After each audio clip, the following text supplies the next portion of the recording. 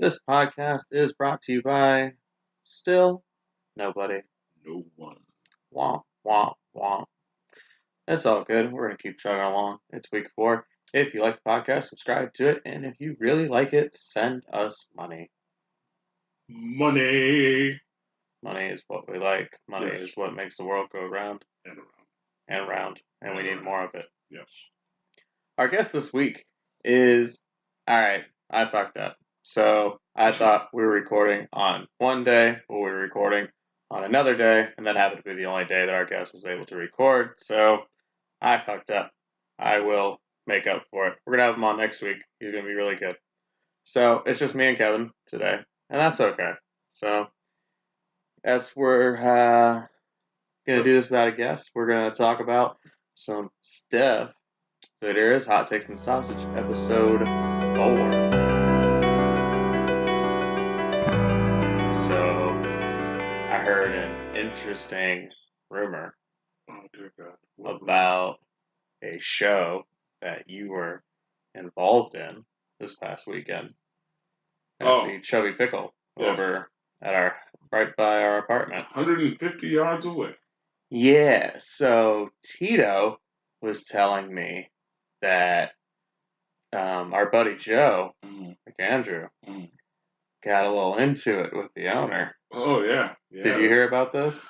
Oh, I heard about it. I witnessed a good portion of it. So here's what I heard, right? Tell me and I'll correct it, yes. So apparently the owner was there and nobody knew who the owner was. You being a regular of the bar know the owner. They're like, who's that guy? And you were like, that's the owner.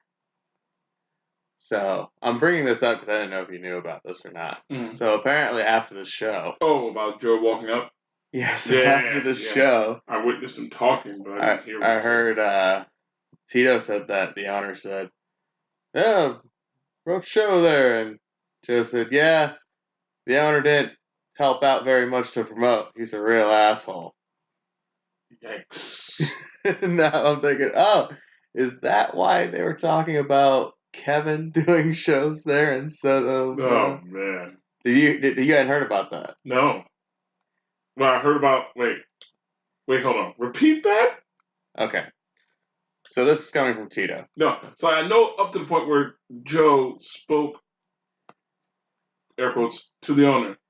Right. And then Tito said that the conversation went like this. Not taking mine, it's coming from Tito. Tito's always high. Yep. So he said the conversation went like this. Something along the lines of, because I am doing a little bit of the telephone effect here, but it was something along the lines of this. The owner was like, rough show, something like that. And I guess Joe not knowing that was the owner, or no, he did know it was the owner. He was just trolling back at him. He was like, yeah, the owner didn't do very much to promote. He's kind of a dick. Yep. Okay, I know that part.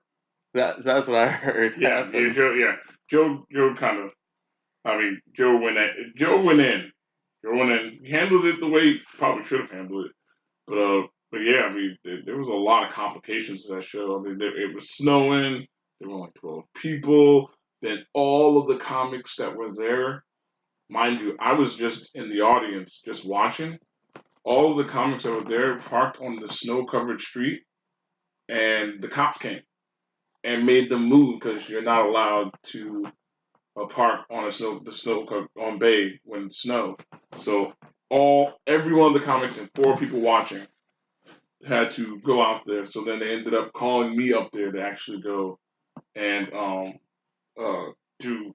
He gave me like 7 or 8 minutes, which I was only in. I was a patron in my same corner doing my writing, all this other stuff, and he was like, "Hey, and next is KL Martin." I'm like, what? Okay, I guess. And I went up there while they were moving their cars to their prospective spots. So it was a little weird. But yeah, the show in general was pretty rough. I mean, nothing against Joe. I think, it's a chubby pickle. It's not really known for that, I guess. I mean, they have an open mic, but it's not really known for that. Right. It's known for everything else. It's not known for that. I brought it up because not to throw anybody under the bus, and I would never do that. Any comics that are listening to this, that's not the reason why I bring it up. I bring it up because it's something that happened in the You do, scene. you know, whenever someone says not to throw someone under the bus, and then they say it's like not not to sound racist.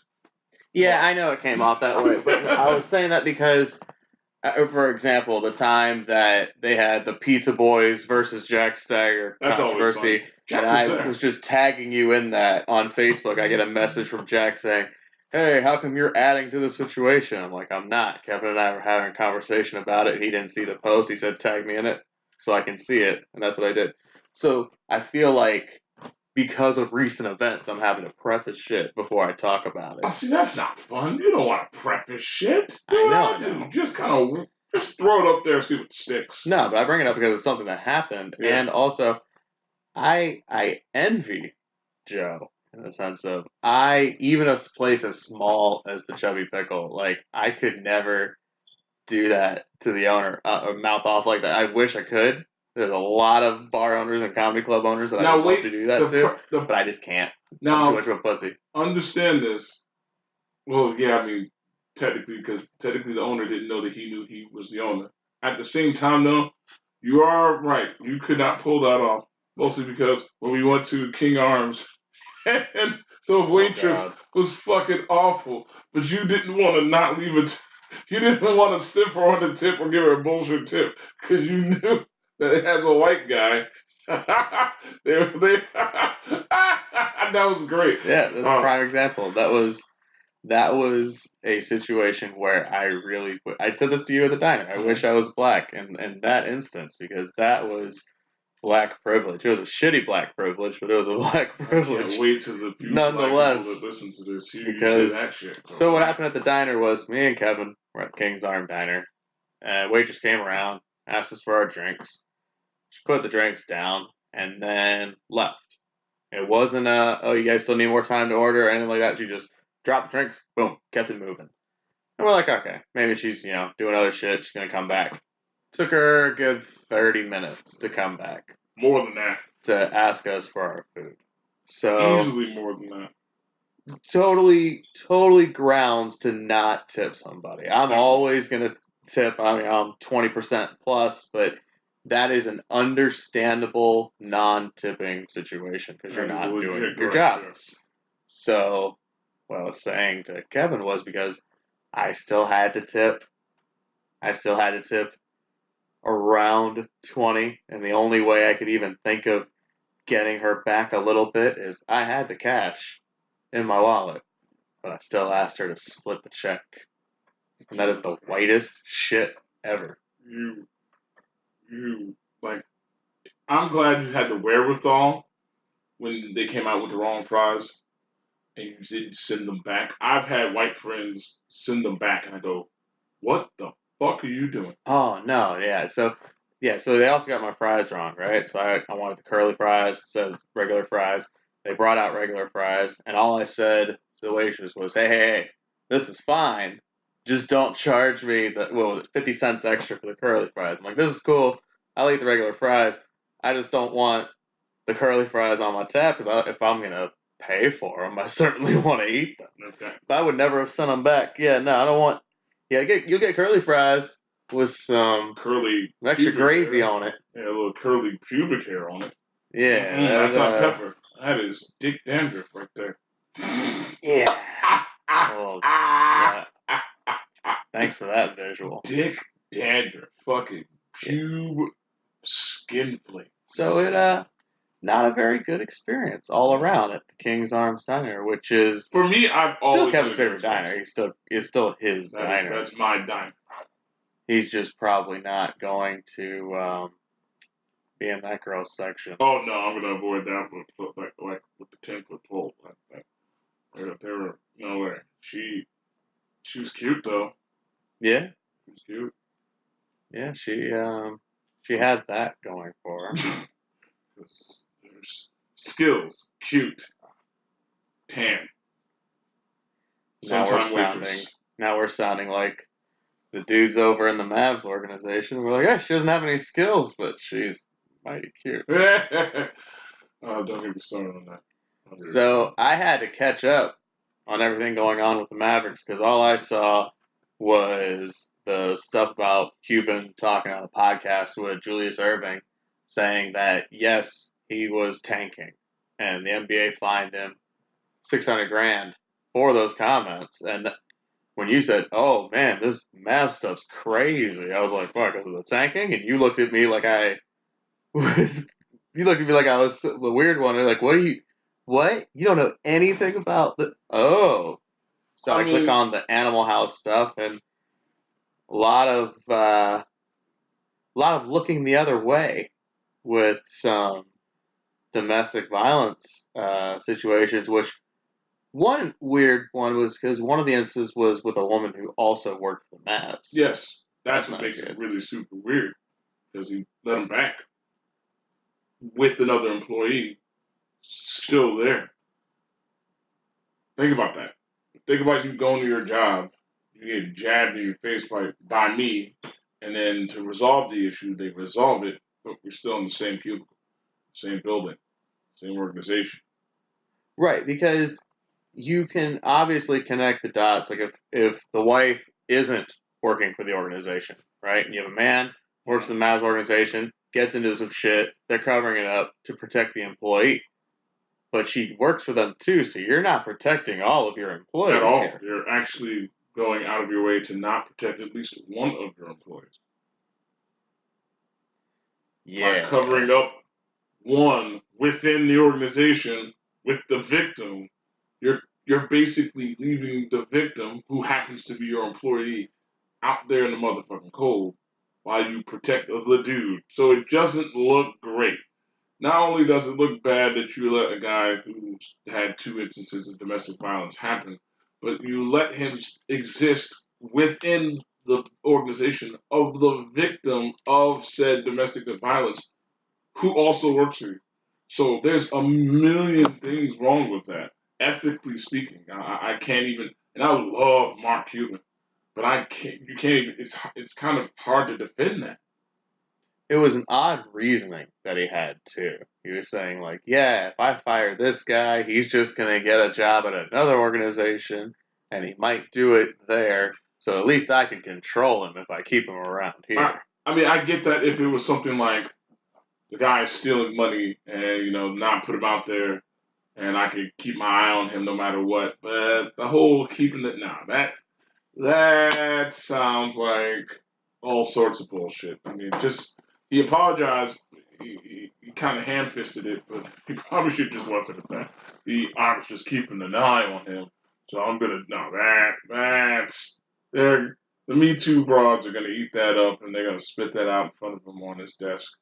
They're coming for everything anyway. But But this is actually some legit stuff that's happening. Because as soon as I started reading the article, I got like 2 paragraphs in, and I said, "I'm like, oh, is this a Me Too thing?" And you were like, "Yeah, it's a little more than that." yeah. If it was just a Me Too thing, I'd be like, whatever. Now this one might be in a little trouble. I'm not saying even though somebody's gonna I think you read the title of the article, should they force him to sell the Mavs, which is preposterous. But I mean, not preposterous that won't be done, but preposterous to even suggest it.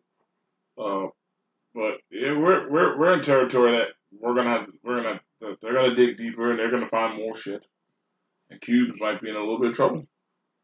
What it might hurt is Cubes was a 2020 dark horse. Is that going to be out the window now? Well, then again, he'd be running against Donald Trump. I mean, At this point, what can hurt you when running for president? And we used to say that like way back in the day. It's like, hey, don't do this. You won't be able to run for president someday. It's like, I I think literally you can would do anything say now. probably twice a year. I'm almost positive I can no longer run for public office based on the shit I've done. Now, I changed it up last year saying I'm almost positive there's nothing I've done short of shooting somebody that I can't or have not done that I can still run for public office. Because at this point, the gloves are off. Gloves are off. I used to, I've never watched what I said, but now it's like, hold up. So I can tell these stories about getting locked in a Hungarian whorehouse because I got accused of stealing a key of coke from a prostitute, and no one would be like, "Oh, well, that's fucked up. 10 years ago, yeah. Now it's like, okay, that's it. Really not much in this world that could stop you from holding the highest office in the land and the second highest office in the fucking world. Yeah, because we're, 2 years, 9 months from Election Day 2020. It'll probably take 9 months to forget about this. So Yeah. I guess Cuban could still run In the if end, he wanted to, especially the fact that he's running against Donald Trump. yeah, it does, and it doesn't even matter. This the whole, you know how I feel about anarchy and all this other shit. It's fucking stupid. This shit's it's all fucking theater.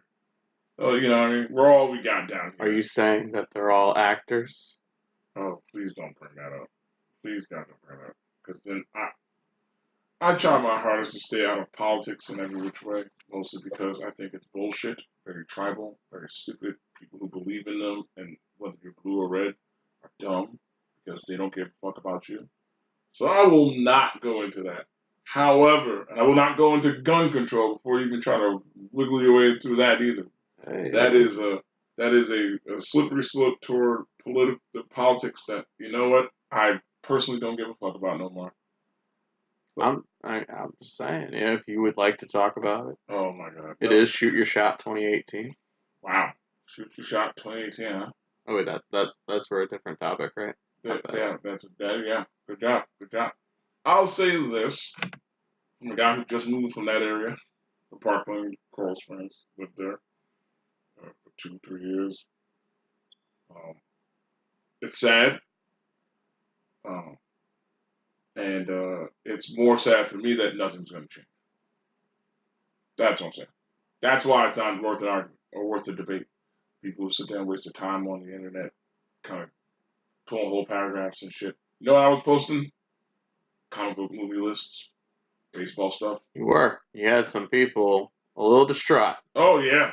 Over your comic book list. Myself, in particular, I had one major complaint, and I didn't have any complaints with your stuff at the top, and I know that's the thing that everybody always points out. They didn't like your number one, or their number one wasn't there. Yep. Yeah, people always get mad about that. Yep.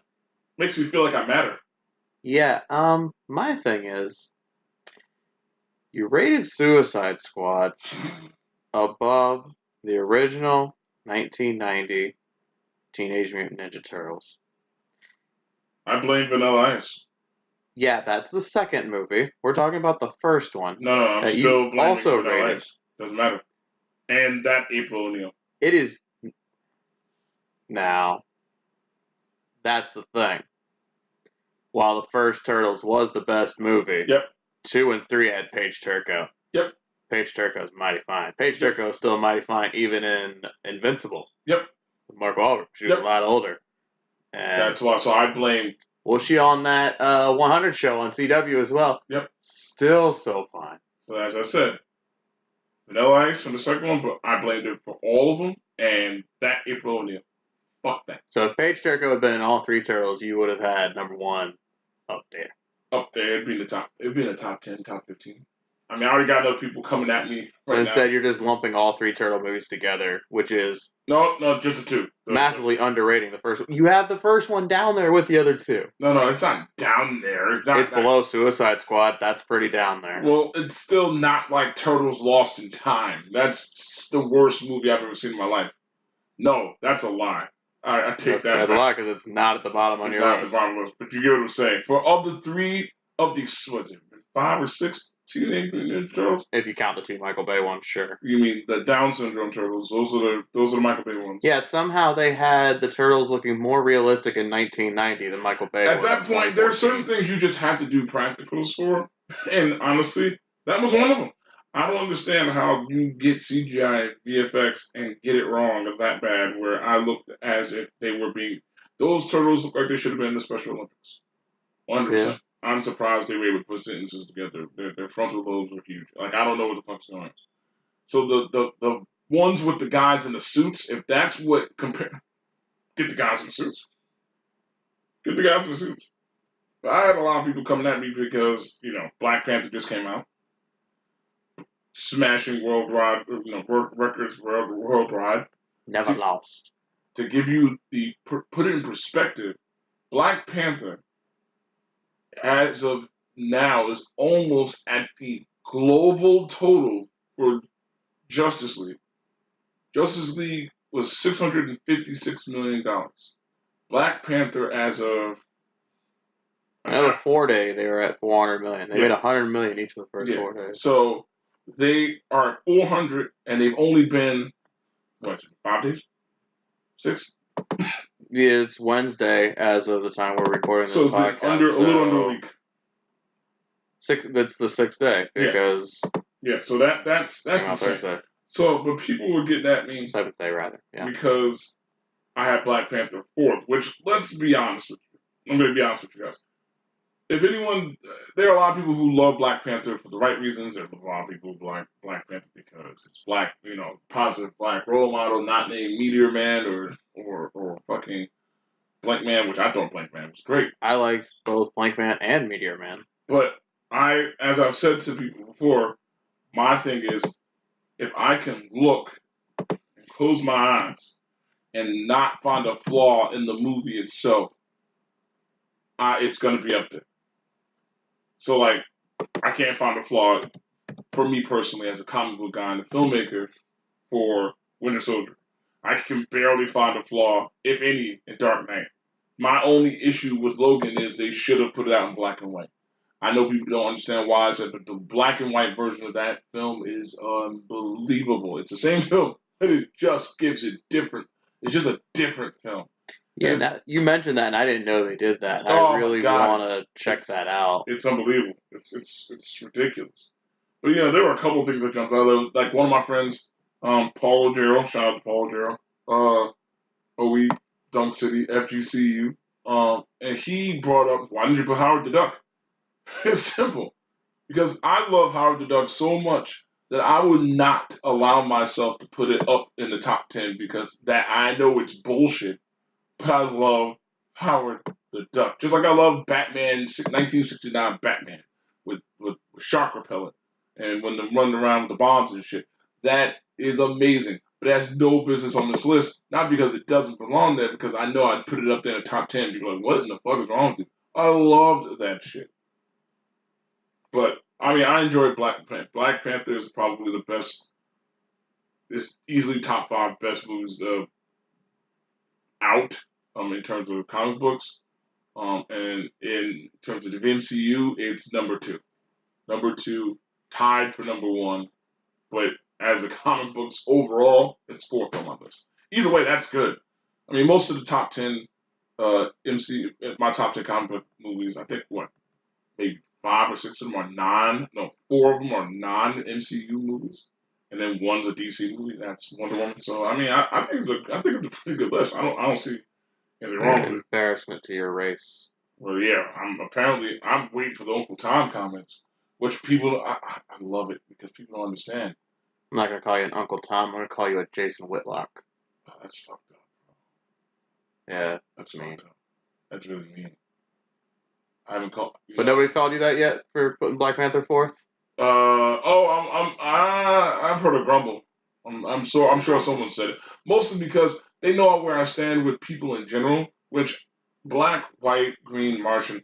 I hate all of you guys. So you should ask them how many times they saw Black Panther, because you saw it twice. I saw it twice. I almost saw it a third time. My mom wanted to see it because I wanted to go with my mom.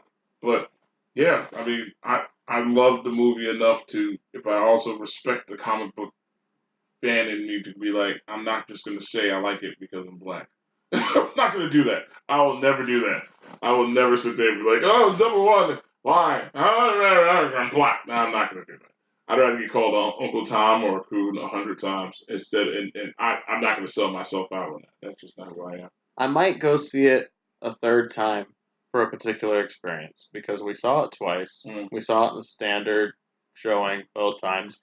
Usually don't do the 3D, the IMAX. So I feel it's for the birds. You kind of feel the same way. Yeah. Although I didn't know about 4DX. Have you heard about this shit?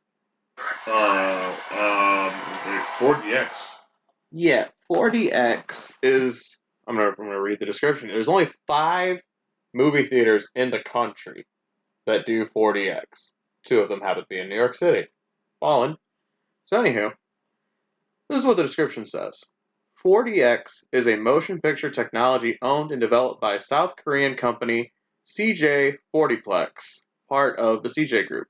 4DX allows a motion picture presentation to be augmented with environmental effects such as seat motion, wind, rain, fog, lights, and scents along the standard video and audio. I have heard this before.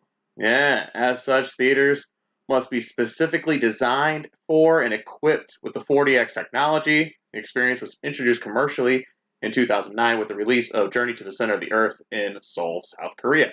So basically, they turned Black Panther into a theme park ride, and I'm about this. Now, it's $30 for a ticket.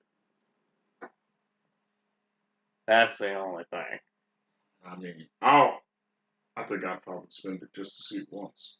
I think, I want to try it once. I want to try the 4DX thing once. I feel like Black Panther would be the perfect movie to do that with.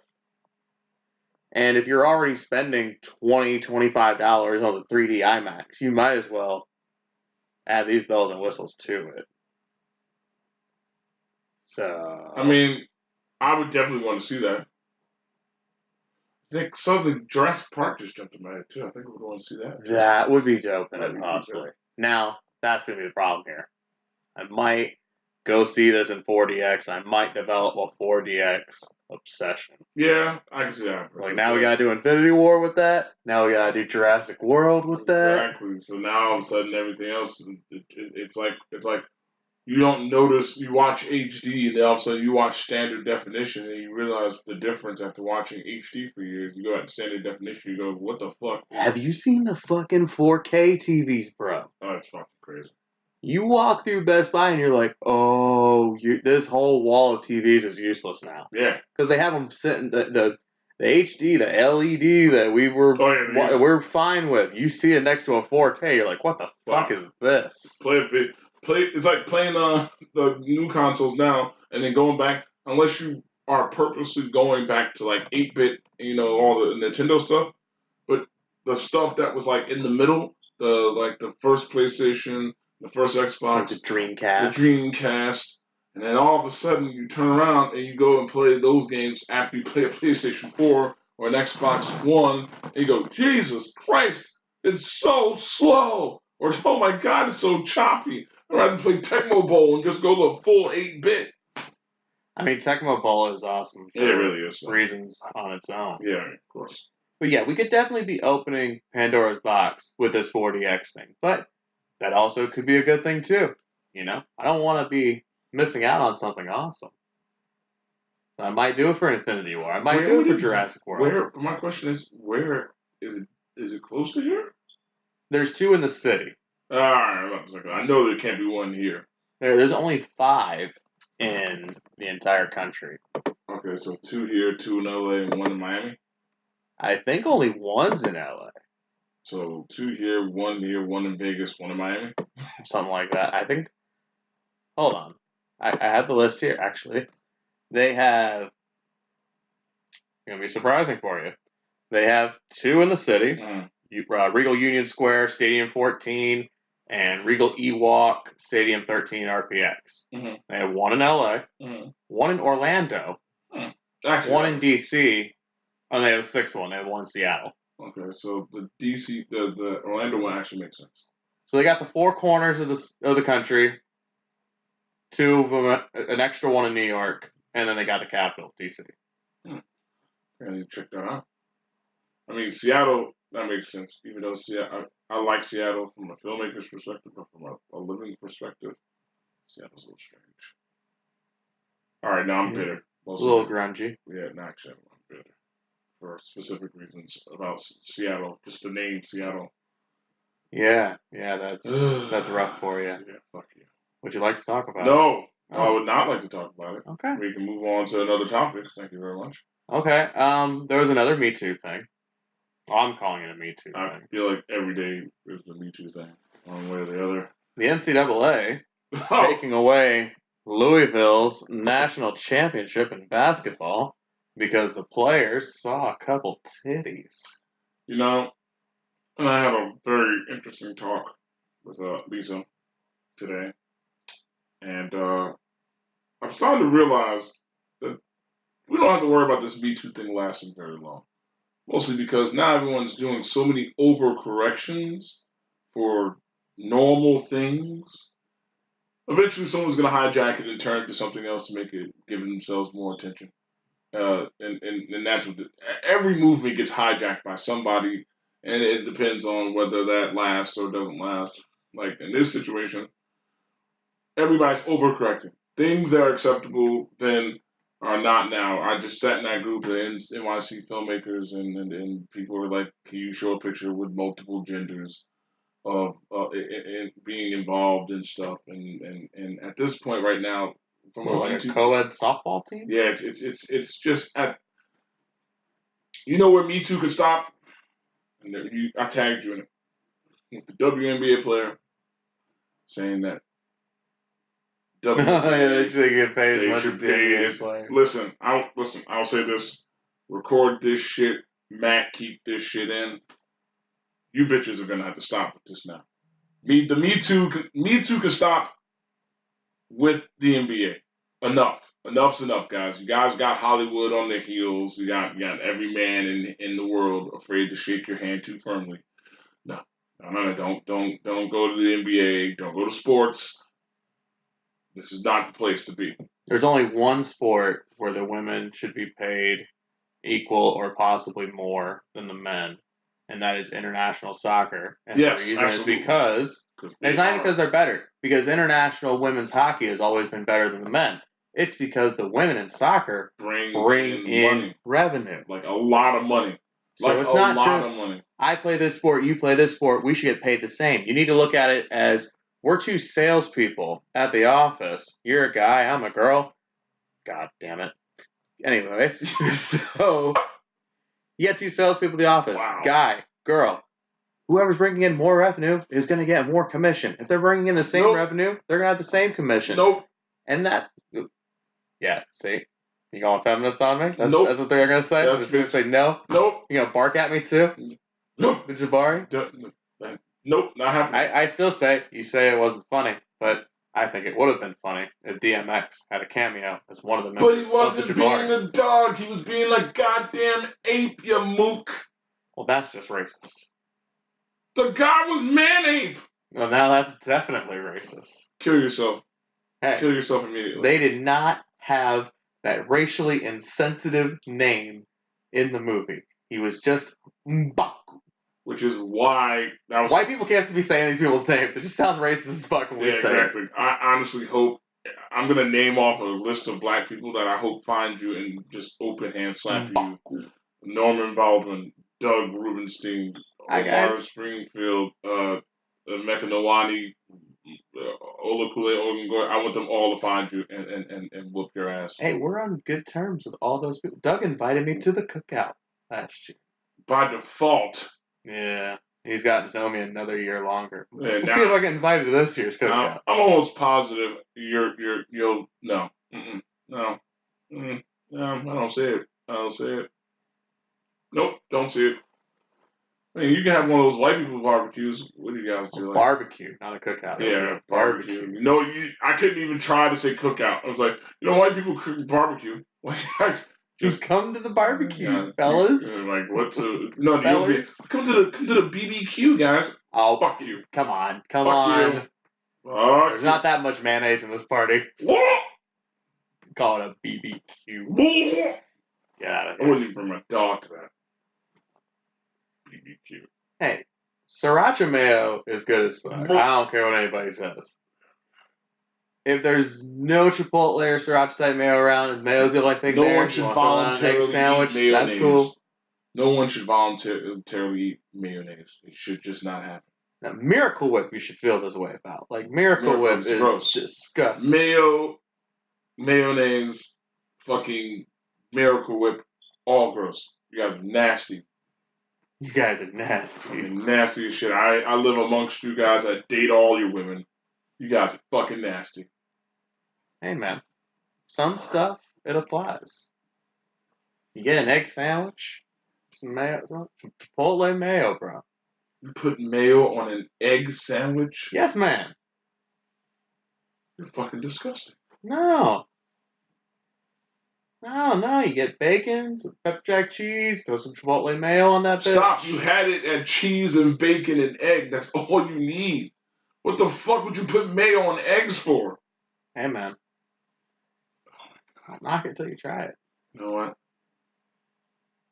That's super gross. I've lived in countries where I can't hold down food. Putting mayo on eggs is gross. Just rub your dick in it and eat it too, you fucking nasty bastard. Didn't you eat dog? I was fooled into eating dog. They lied to me. And I threw up immediately. Immediately. I threw up that and whatever I had. It was Korean barbecue. It was delicious until the dog came.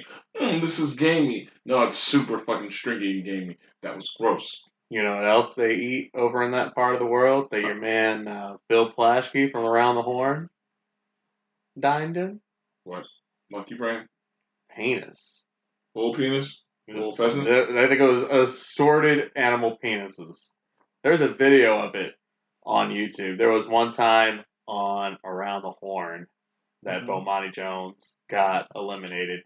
He wasn't supposed to get eliminated, right? Because they used to, the way they did it, because they do it different now. They saved like the two people until the final round. But what happened was, normally it's the lower round, or no, lower score gets eliminated each round, right? Mm-hmm. So Plaschke was supposed to be the one eliminated, but he had an immunity because he got a pick right on a playoff game or some shit like that. So he said, I'm using my immunity now, and Bomani's going to get eliminated. So Bomani was pissed that he was getting eliminated.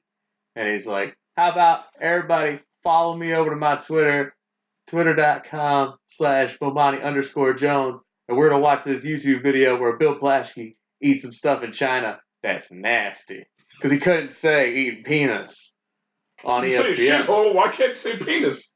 I don't know. So you go over to his Twitter that day, and he links the video, and it's Bill Plaschke, like, dining in China, and it's assorted animal penises. I'm glad you brought that, you explained that well, because at first you were like, yeah, I saw a video of, penis, and all I could think of was... No, this wasn't on Pornhub, this was on YouTube. Like, why were you searching the word penis in any... No. Oh, okay, like, sure. Didn't even have to search it, yeah, Bo provided the link. So, I'm incriminating a bunch of people. Yeah, you're just fucking dry snitching on. You're just dry snitching on everybody. Yeah, it's all Bomani's fault. What can I say? If he's listening to this, if he does get to listen to this, first of all, that's a win. But second of all, he's snitching. You're a goddamn snitch, as you should be when your life is in, danger. Well, he was snitching on himself. He's the one on Nashville TV that said, "Follow me to my Twitter. We're gonna watch this video." That's not the point. That's exactly the point. No, it's not the fucking point. At all. You're snitching. Yeah. So, did you, when you were in China, ever eat penis? No, I did not eat penis. Of any animal? No. Okay. If I wasn't sure, after the Korea incident, if I wasn't sure of what it was, I'd starve. There was a few times when watching the show The League that you ate a bunch of penis. No. Okay. That Taco would get involved with something. Taco, John Lajoie's character. And I would have to say to myself, is that real? And I Google it every time. Turned out to be real. The coolest thing was the Vaportini, where you can smoke like whiskey or any other liquor. You can vape it. Yeah. And get the drunk that way. Yeah. Like that's actually a real thing. Yeah. Another thing from an episode of The League that was real, 3 penis wine. Yep. That's a real fucking thing. 100%. They make wine out of 3 different animal penises. Yep. And they drink that shit over there for fucking... I don't even know why they drink it. Like, this is supposed to be like a supplement. It's weird for them. Well, yeah, they use a grounded up, I forgot what animal penis, that's supposed to be like a kind of an organic Viagra of some sort. They also, in China, they also do some other gnarly shit with human stuff. Maybe John Jones should take that instead of the fucking gas station dick pills that keep making him fail tests. Listen, if Joe, I don't even know why that's such a big deal. Because clearly he's beating the fuck out of him. He's beating the fuck out of DC high on coke. He's beating them with gas station dick pills that don't really help. If he doesn't need the help, DC can't beat him. How do you lose to someone who's? I understand. I've seen people on coke. They're fucking Superman for like 30 seconds to 40 But that minutes. wasn't the time he caught him. He caught him the day after a coke bender. That's the fucked up part, which is the opposite because he's fucked up. It's like the worst hangover you could ever have, and he whooped his ass. What isn't that discouraging enough? Wouldn't you retire if? That's why DC's going up to heavyweight to fight Stipe. But John Jones is going to have his hearing at the end of this month. Few things that are going in his favor. One, he passed that lie detector test, which I understand lie detector test is not the end-all be-all, but it's better than failing it. Well, yeah, but in a court case, it's not admissible. And also, the Golden Snitch himself says that he believes it was a tainted supplement because it was that little in Jones' system. Well, and if that's the case, he should get the belt back. Well, it wouldn't be that he get the belt back, because if he gets it for a tainted supplement, still second offense, tainted supplement, he's going to be suspended for a period of time. It wouldn't be the 4 years like he was facing. But remember, that fight was in July, and this is retroactive. So, if they say he gets 18 months after this hearing, he's really being suspended for like 8 months. That's still not bad. 8 months, 9 months. He could fight at the end of the year. But my thing is, if he's getting suspended, if they end up, if it's retroactive, so he still loses the belt because he got suspended?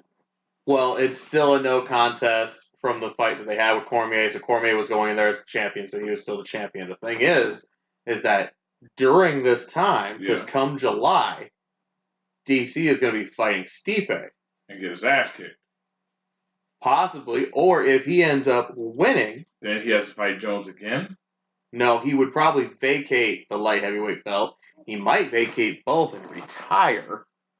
I mean, remember, he's a little bit older. Listen, DC shouldn't fight Jones. Listen, he's lost to Jones twice. Losing to Jones a third time. Very convincing unanimous decision. First time, and then the second time he got his head kicked off. And they interviewed him after that, which was the only time I felt myself go, I feel bad.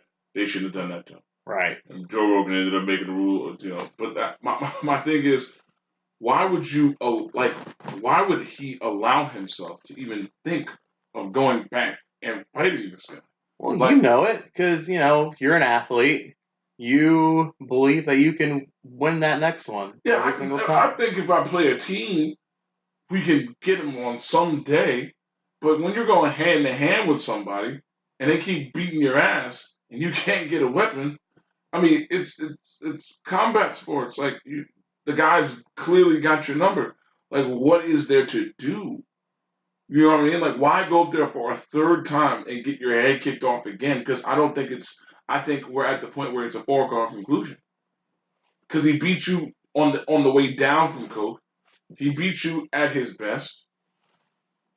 Why now? What? Gonna give him 9 more months to prepare for you again just to beat you one more time? But what if he won? What if it's not a what if anymore? I don't think he can. I don't think he can either. And I'm a John Jones fan, and because I'm a John Jones fan, that means I can't like DC. It's like Yankees Red Sox thing. You can't like both. But I can see where if he was to win, now he has a win over John Jones, and if he had beaten Stipe as well this summer, now DC has a legit case for him being the greatest pound-for-pound fighter ever. But he doesn't have the case right now because he cannot beat John Jones, who everybody considers the greatest pound-for-pound fighter ever. There's no doubt. I mean, the only thing left at that point is he'd have to beat Stipe, and then they would try to, I guess they would have to fight. But no one wants to see that shit again. I would love to see DC get his ass kicked again. But then again, I'd rather Stipe beat his ass and then let Stipe fight John Jones. That would be a much better fight at that point. It just feels better than watching DC lose again because it's not close. It's just a different class of fighter at this point. Stipe versus John Jones would be amazing. Yeah, Stipe after he beat Francis, which I will happily admit I was so wrong. I was telling you for almost a clear 2 months. There's no way Stipe is beating Francis. There's no way Stipe is beating Francis. There's no way Stipe is beating Francis. Well, none of us knew that Francis could not wrestle at all. Like, I'm like, wait, what's going on? Oh, he really has no game. He has no wrestle game. He has no ground game. He is just, I'm going to punch the shit out of you, and if you stand up long enough and you survive, now I might be fucked. He has no wrestle game. He looks so pedestrian. By the third round, he was gassed. He was so gassed. What can he do? I didn't know Stipe, it was a mixture of, I didn't know Stipe, I knew Stipe could wrestle. Well, he's a Division I wrestler, wrestled at Cleveland State. So I knew that. But I didn't know he could just gas a guy so convincingly. Like, it's not fair. Like, Francis clearly didn't train to have to go to the ground. He didn't train for that. He trained to knock someone the fuck out, which I understand when you're that big motherfucker. But if you know he's a Division I wrestler, that's a trainer's fault. How do you not prepare him knowing that a guy who probably understands that squaring up with someone that size, keep up there, squaring up with someone that size, he's going to prepare to take you down. You're not going to go blow for blow with Francis. And they knew that. That's great training on Stipe's part. How do they not realize that was going to happen? But now the whole division knows that he can't wrestle. Yeah. So that's the problem. So the now problem is it was a good fight, but it exposed him in such a way that now they know, okay, well, I'm not going to try to go toe to toe, punch for punch with this guy. This is how he's beaten the fuck out of people in the past. So I'm going to bring him to the ground and take my chances. Because you got someone like Curtis Blades, who's a former JUCO national champion wrestler. His only loss in MMA is to Francis because of a doctor stoppage on a cut. That's his only loss. How bad does he want to get in there now, especially knowing, this dude can't wrestle at all? You got Verdum, you got Junior Dos Santos. Yeah. Now, technically, in the division, you have DC, because we're talking about Stipe being a Division I wrestler and Curtis Blades being a JUCO national champ. DC is an Olympic wrestler. That would be. And that goes going back to the DC John Jones thing, and I know why, but it makes sense to me. John Jones, JUCO national champion. Exactly. You sit there and you understand the importance of what a wrestle game is and how important it is, and watching DC struggle against John Jones, mostly because he couldn't close the distance because John Jones' reach is like 700 feet. And then when he catches you with one of those elbows, it's just fucking lethal. But, I mean, Francis, I don't know what Francis can do now. I don't know what Francis can do now because he's in a division in which a lot of guys his size can wrestle. And he clearly can't wresestle at all. And it's not like you could take a year off and learn how to wrestle. You can't just say, I'm done. You're going to fight in the next 8 to 9 months anyway. You can't. You're going to train, and you're not going to train enough wrestling to get to the level of a JUCO wrestler, let alone an Olympic wrestler. So this is what does Francis do now? You can stay with what you have and just try to knock motherfuckers out, but go to WWE. Yeah. Hey, go to the fake wrestling because you can't do the real wrestling. He can't. He's got to fight. He's going to fight. And he's going to lose a couple of fights because in the end, everyone knows he can't wrestle. You got to knock someone out, but once they get you on the ground, you're essentially useless, and they know that now. Well, I think UFC is going to protect him a little bit. If I had to guess, his next fight is going to be either against Derek Lewis, who just won last week on FS1, or Mark Hunt, who's coming off of that loss against Curtis Blades. I don't think they're going to put Francis in there against one of these wrestlers. No. But you're either going to be... But they put him with Mark Hunt. It's either going to be Mark Hunt on his way down or Derek Lewis on his way up. Yeah, it's like, here are your choices. If you put him against Mark Hunt, it's a slugfest. It's a Samoan who's going to take massive shots at the head and keep going. Which is always a good fight for the pay-per-views. Yeah, exactly. Entertaining. Go against Lewis, you run the risk of Francis getting embarrassed completely. So you really want to put him in a place where he can at least shine for what he is and still be entertaining for the pay-per-view. And that's a Mark Hunt fight. Curtis Blades, who just beat Mark Hunt, so he has a little bit of leverage right now. You know he's going to be demanding to fight Francis. That'd be from what little I know about Curtis Blades, I don't see how Francis gets out of there without embarrassing the fuck. Already been in the ring with Francis before. It got stopped by a doctor stoppage, and he didn't know going enough that fight what he now knows going into this fight. Exactly. So I don't see. I see Francis going to have to. I think it's a better fight pay-per-view wise for him and Hunt. I would love to see that. That's just two blockheads just knocking each other around. I think that's what they're going to do. I think they're going to try to keep Francis afloat a little bit, because you have other fights you can give Curtis Blades. You can have Curtis Blades, Junior Dos Santos. Mm-hmm. That's a great fight. That's a great fight. So you can still do some stuff there.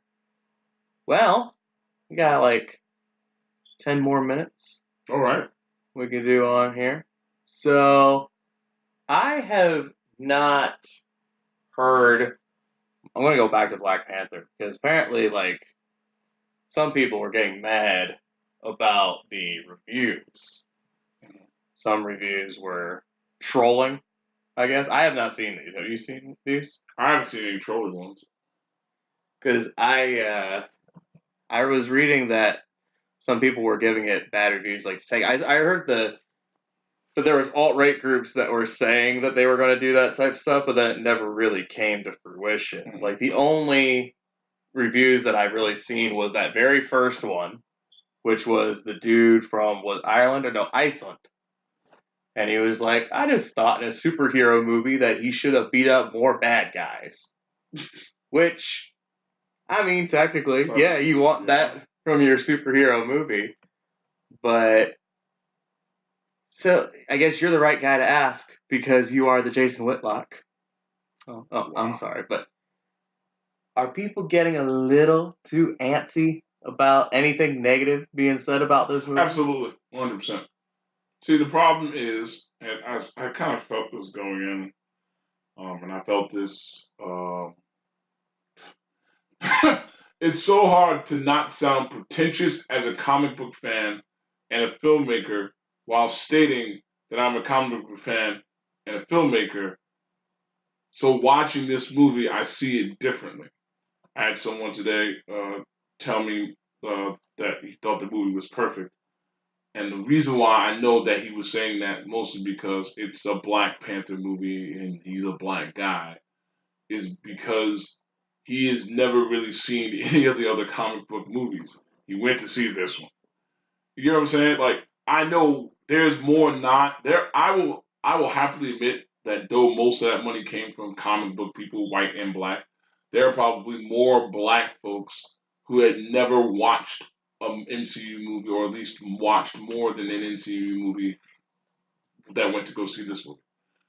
And I think, honestly, you're going to be kind of lost, because Black Panther is, what, the 19th MCU movie? Something like that? So, my thing is, for them to sit and get mad at people who just give specific opinions about a movie, and maybe saying it from a position of, like, you can't say anything bad about Black Panther. And it's like, this is stupid. If something's wrong with something, you should be able to say it, whether it's White Panther or Captain America, but it's a movie. It's a movie, and people's opinions are allowed to be said, and if they had. As a black guy, I have black people who get on me because I'm supposed to just love it automatically. I'm sorry. As much as I am a black guy, I will say this, for a person who used to get, now that it's cool to be a comic book guy, it's cool to be, into this type of shit. I've been reading Black Panther before it became cool. I know what Wakanda looked like from the back of my hand, because I read those comic books back and front. So for me, I can look at this from the perspective of, yeah, I'm a black guy, but I'm not gonna like it or ignore things that are wrong with it because I'm a black guy. I'm a comic book geek. I love this film. I know what I want it to look like. For all intent and purposes, 99.7% of it was perfect, except for the three. I came in, I said I loved it. Loved it. But the fact is, if I say anything negative about it, suddenly I'm an Uncle Tom. And I think I get that those moments. I know this is an important moment in Black people history. I understand what it means to Black people to see a positive Black image up there and have Afrofuturism, which is amazing. Come up there and do all this stuff. But to get to the point where people can't say anything that negative about a film if it exists is just wrong. It's wrong. You can't just tell people not to say anything bad about it because it's a Black people thing. That's not right. You should, if anything, you should not want someone to just like something because it's Black. You should want someone to like it because it's a good film. That's my thing. You shouldn't just want something to happen to you because of the color of your skin or the creed of your religion. You should want someone to like it just because they like it. If they have issues with it, they have issues with it. But it makes the movie better. It makes the experience better. No one just getting mad at someone for saying something negative about a movie that most people are just seeing for the first time in terms of comic books is ridiculous. You know? But someone here doesn't call me a coon because I said that, which I have no issue with. You are, but for other reasons. No, I'm kidding. I realized after watching it the 2 times. I will drop kick you in the face. Go ahead. Don't threaten me. That's not nice. I realized that one of the things I really liked about Black Panther is also one of my complaints, which I know sounds weird, but follow me here. I really liked that they let Black Panther's story just flourish the entire movie, right? You weren't bogging it down with any extra characters from the MCU. It was just a Black Panther story. Now, why is that also my complaint? Because I was hoping at least with the mid and end credit scenes that we would get something to juice us up for Infinity War, especially considering that it looks by all accounts in the trailer that it's starting in Wakanda, and all we got was, oh, hey, Bucky, he's hanging out. Well, Black Panther, for the most part, was meant to be kind of, they meant for it to be by itself. Right. And the connections to be there. But and I liked that. I was just wanting a little something extra in my end credit scene. I think they did what they were supposed to do.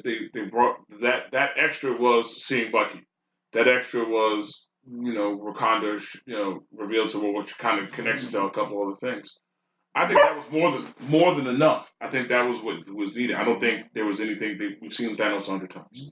I know, but when you compare like that Ragnarok scene when, oh, he's here. Yeah, but exactly. The Ragnarok scene did that. It was really, it was no, for what it's worth, the connections that they made for it were just fine. It didn't necessarily have to be a Thanos thing. I'll be honest, I was hoping for some Steve. I was hoping for some Steve Rogers. He's on Wakanda in Infinity War. We know that. Yeah, but at this point, I think the best thing they did was let it be by itself without somebody having to come in there and make it more than what it is. They got Bucky. That was more than enough. They've connected it in that sense. The trailer's connected in that sense. I don't think they need to build up Infinity War anymore. They let the movie stand by itself, and that was all it needed. That was great. That's what I'm saying. My issues with the movie were all in the same scene. The movie itself, how they set it up and how they ended it was perfect. Just my issues with it was in the same scene. That's it.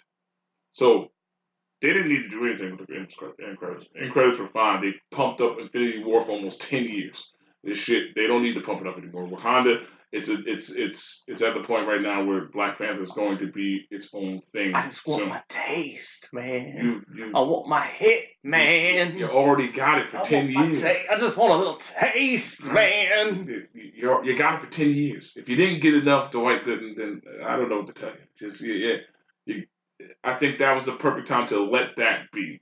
I think that's the one thing I will say as a Black guy. If there was a movie deserving of a moment to just kind of be by itself, it was Black Panther. 100%. We're not going to have Black Widow with an all-female cast? We're going to have Black Widow. It's going to be impossible for them to do with a female cast. I mean, they did mention I love the one thing that they did, and actually because we watched the Civil War, they talk about Dottie and Agent, God damn it, not Agent of Shield, Agent Carter. Agent Carter. I think I'm I'm trying to see what they're going to do with Black Widow because I think they've covered the prequel part of it so well in the shows. I don't know if they need to go prequel, but I don't know where they. There's a lot they can do with it because she's had a few books, she had a few runs, but we'll see. But then again, you're gonna have someone complain about it having too many men or too many women or too many not diverse enough. Or but why aren't there any black people in Russia? I'm sorry, what? It's like when people get mad about what movie was. Oh, no, it was talking about Iron Fist and stuff like that. Why give it to an Asian? People listen. The good thing about Marvel, what I like about Marvel is, as much as they love the comic book geeks and fans, they also know that most of them are full of shit. They don't listen. They don't counter out pressure. For example, wanting Black Panther to come out in 2005. Why did they wait so long? Could you imagine if this came out 13 years ago? Could you imagine where this would be 13 years ago? Wouldn't have been the same Wakanda or the same vibranium. Nope. Wouldn't have been the same anything. If it Wesley Snipes, this would have been Demolition, all black Demolition Man. I mean, you say that like it's a bad thing. I mean, I would rather have this Black Panther movie than a 2005 Black Panther, but I also kind of want an all-black Demolition Man. Either way, the CGI on it would have been terrible. It would have been like Jim Henson came back from the dead and drew this shit up. It would have been bad. But, He would have been reanimated, you say. Jesus Christ. My point is, I think the best thing that's happened is that they waited and they did the right thing. And they didn't listen to the people who just complained about everything. Well, I brought up Black Panther again and that particular question because I wanted to segue into something sports to close this out. Mm-hmm. And so, since you didn't have to love everything about Black Panther because you're black, another question of are you going to be rooting for this because you're black? Mm-hmm. So, for those who don't know, Kevin, being the Uncle Tom he is, likes NASCAR. Mm-hmm. Kevin was a Tony Stewart fan. Tony Stewart has since retired, so Kevin's been without a driver. Mm-hmm. And he's been deciding this week between Bubba Wallace, a black guy, who finished second in his Daytona debut. That's a hell of a debut for anybody at Daytona. Hell of a debut. Or Austin Dillon, the guy who won at Daytona, not because he won the race, but because the way he won the race, driving the number 3 car, and he put a motherfucker in the wall. And that's how he won, by putting the dude right in the wall. Literally watched that replay 20 times today. So, gives you chills. But you know what? I made a decision. You have. Because your mama told me to make this decision. That's not even me trying to find. I don't know if you saw. I did see. Yeah. So I know who she told you. Like, so you are going with. I am I gotta be. There are times, there are certain things you have to be that guy. I gotta be that guy. I gotta go with Bubba. I got to. Kevin Martin is a Bubba Wallace fan. Darryl Wallace Jr. Black guy driving the Richard Petty number. That's interesting. You were choosing between a guy either driving Dale Earnhardt's number or Richard Petty. I played into the decision, but I was like, man, I think the only other black guy I know was in Funny Car, and then what's name was down in You had your man Bill Lester driving NASCAR for a little bit, and it was kind of fucked up because Bill Lester's car sponsor was Waste Management. Yep. Yeah, that's a little fucked up. But I'm gonna go with Bubba. I'm going to keep my eye on Austin Dillon, but I'm gonna go with Bubba. I want to see what he does for the culture. Yeah, because as much as again, I watched Dillon put dude in the wall 25 times. It was a great move. It was an intimidator move. Like Dale sat up and was like, "The fuck." That's what he probably haunted Junior. Was like, you see? That's what I wanted. The whole time. That's why you didn't win any titles, boy. Yeah, exactly. But I gotta go with Bubba. because I don't know, and I'm probably one of 8 black folks on this planet that actually follows NASCAR. And all 8 of you better be Bubba Wallace fans. All it was, we're all he has. So fuck it, yeah, I gotta go Bubba Wallace. Fuck yeah. Alrighty, so Kevin is back in the saddle. Oh my god. For NASCAR, and he is now a Bubba Wallace fan. We're gonna get the fuck out of here, Kevin. You are on Twitter and Instagram at codename_Leon. Yep, right? codename_Leon, Twitter, Instagram. Also, come out Sunday. We'll be filming Tim Lowe's special Free Advice, Garwood, doors at 7, Garwood, New Jersey, at Crossroads. Kate Nichols, Gordon Baker Bone, just messaged me, Ariel Lady, Ray Gibbs, Pat Goldsmith, and of course, Tim Lowe. Very, very excited for that. Lots of good comics there. 1 or 2 names missing, but that's all good. So me and Alex Nicholas will sit this one out. I mean, I told you I really wanted. We're gonna set up our own biodome, one with a dome within the dome. God. That's what me and Alex are gonna go do. We'll probably be there supporting Tim. I just want you to fall down the flight of stairs. What else? Yeah, that's basically it. And I got some cool stuff coming out in March. For Integral, which you guys, if you look at. Oh, I was in that. Integral. Yeah, the first 3 parts that are out there right now. 3 more coming. They're going to be really, really good. Really excited for that. And so yeah, it's going to be a busy first 2-3 months. Do we have a Wank Bank update? Oh, Wank Bank, yes. So the first season will be, we're going to start doing interviews with all of the characters, the actors, and then we're going to put together and release them when we do the crowdfunding for the second season. When's the first season getting released? The first season is going to be released March 10th. And then it's being released where? It's going to be released with a Seed and Spark. Okay. And it'll be released at each tier, 6 episodes, and hopefully, it raises the money to get to the second season. That's being written right now between myself, Franco Danger, another New Jersey comedian, Tiz Irie, another New Jersey comedian. And those 2 are the same person? Yep, basically. Yeah. I know Tiz hates hearing that, but it's true. I think he does better Tiz than Tiz does Tiz. Yep. So, watch Wank Bank, watch Integral, be on the lookout for everything. WankBankTheSeries.com. WankBankTheSeries.com. There it is. Yes. I am on the social media stuff at Sarver Trey. Let's get the fuck out of here.